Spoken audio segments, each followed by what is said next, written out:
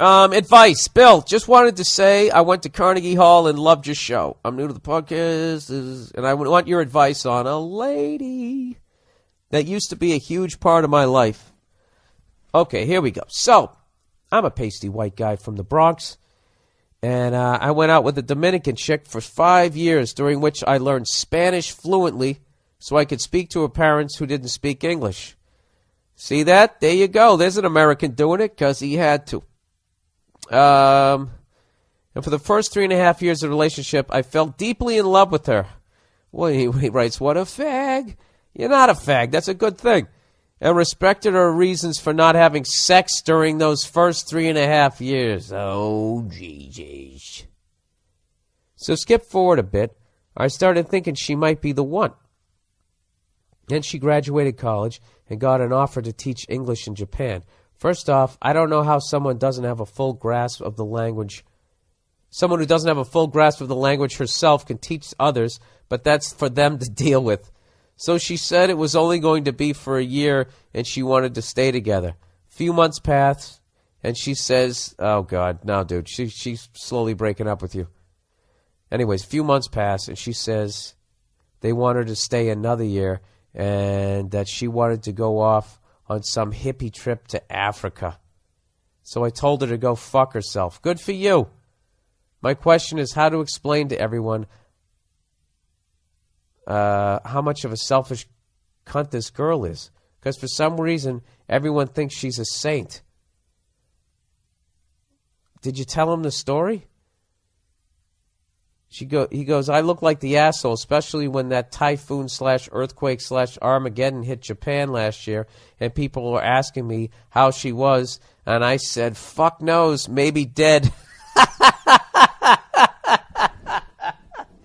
I fucking love this guy. Now this bitch is coming home after 3 years over there and won't stop trying to contact me over Facebook. For some reason, she can't understand how selfish she was. How do I explain to this cunt how fucked up she is? Thanks for your advice, Billy boy.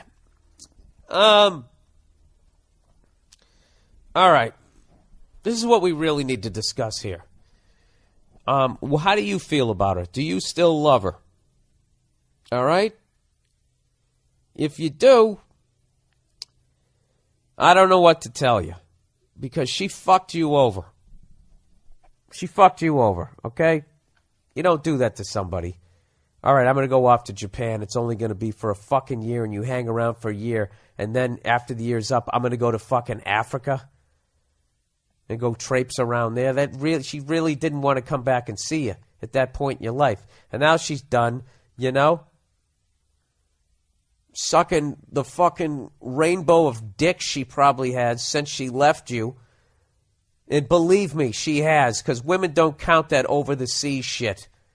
I think Chris Rock had a bit about that, which is so fucking true. Now she's coming back to you. So this is what I'll tell you. All right? Fuck people who don't understand how you feel about this girl. Fuck them. All right? You know how you feel about this girl. Now, I don't know how you feel about this girl. All I know is how you're telling me you feel about her. So that's all I can go with. You're telling me, fuck this cunt. I don't like her anymore. I want her out of my life. Is the vibe you're giving me. All right? It sounds like she's contacting you on Facebook and you're having conversations with her. She keeps contacting you, which would indicate to me that you still either have some sort of unresolved anger or you still like this girl. At which point you got to figure that shit out. But if you really don't like this girl, you don't like this girl, I'm telling you. All right? You gotta cut this girl out of your life. You can't talk to her on Facebook. You can't have this girl come back in your life. That's what my gut's telling me. You can't fuck this girl, dude. What are you doing? She just kicked you in the fucking balls, pulled out your heart, showed it to you, giggled in your face, and then went off to Africa to fuck the Zulu nation. Okay? Which is her fucking prerogative. Now she's coming back. All right? And she's contacting you again. Dude, she's like some fucking sailor. She's got a different dick in every port. And now she's coming back. Oh, no, baby. Don't be like that. You know, back of her hand, rubbing the side of your cheek. Go fuck yourself.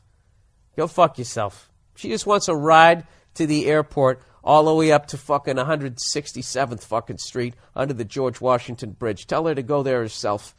All right? With all her fucking world traveling money. My gut tells me do not get back together with this girl. Don't. All right?